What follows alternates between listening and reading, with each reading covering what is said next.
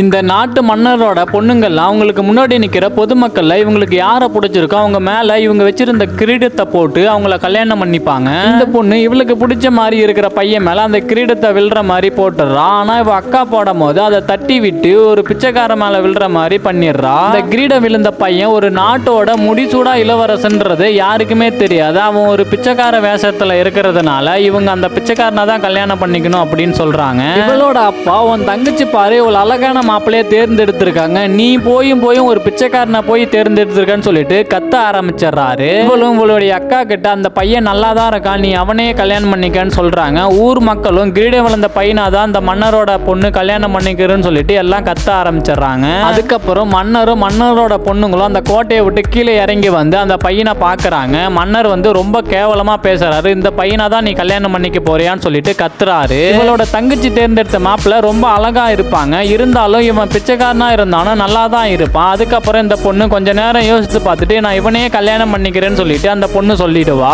இதை கேட்ட அந்த பையன், மன்னர், அந்த ஊர் மக்கள் எல்லாமே ஷாக் ஆயிடுவாங்க.